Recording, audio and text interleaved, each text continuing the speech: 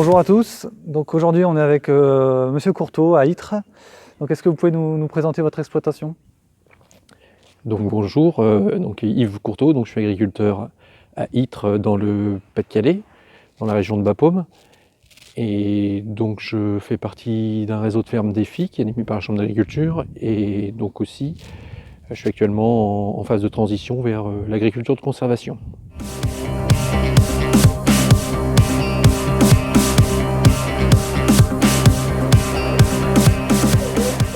Donc en fait j'ai toujours connu une certaine pression nématode sur l'exploitation depuis longtemps, même à l'époque où c'était mon père qui exploitait la ferme. En 2007 j'ai introduit le colza sur la ferme, à l'époque où il fallait réduire les surfaces de betteraves. Et puis donc au bout de quelques années, effectivement, là j'ai vu cette pression nématode se développer. En 2010 je crois, j'ai fait un premier essai avec une variété tolérante aux nématodes. Puis c'est finalement relevé un petit peu décevant, ou du moins la pression n'était peut-être pas suffisante pour valoriser cette variété-là. Et puis de fil en aiguille quand même, la place du colza devenant de plus en plus importante. C'est vrai qu'en 2014, là j'ai basculé sur des variétés tolérantes aux nématodes, donc double tolérante, rhizomanie et nématodes.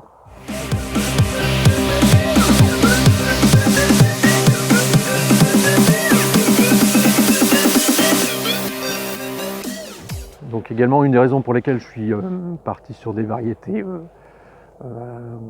totalement tolérantes à la fois à la rhizomanie et aux nématodes, c'est parce qu'en étant en agriculture de conservation, j'ai donc décidé de gérer les repousses de colza, en fait, de les laisser en place, de les laisser pousser, ce qui me permet de semer mon blé directement dans les repousses de colza. L'inconvénient de cette technique-là, c'est qu'effectivement, le risque c'est d'avoir un développement du nématode, et donc la parade que j'ai trouvée, c'est effectivement d'opter pour des variétés tolérantes à la fois à la rhizomanie et aux nématodes.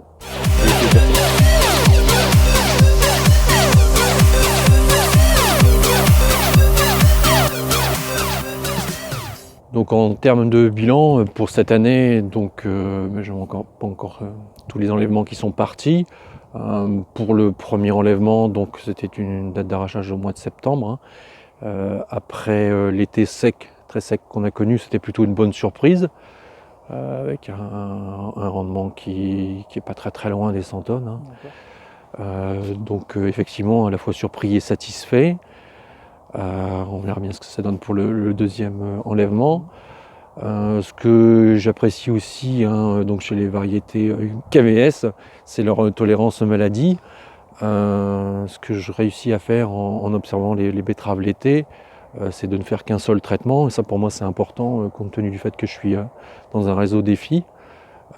Cette année je vais même aller plus loin que ça, puisque Millenia en premier arrachage n'a pas été protégé, et Annabella ici pour une date d'arrachage du 30 octobre a reçu qu'un seul fongicide le 16 août.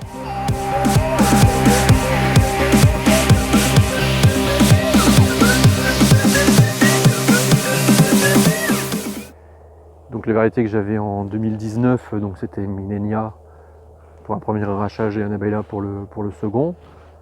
Je pense que par rapport à la fois leur tolérance aux nématodes et puis leur excellente tolérance aux maladies, comme j'expliquais avant, je pense que c'est deux variétés que je vais reconduire en 2020.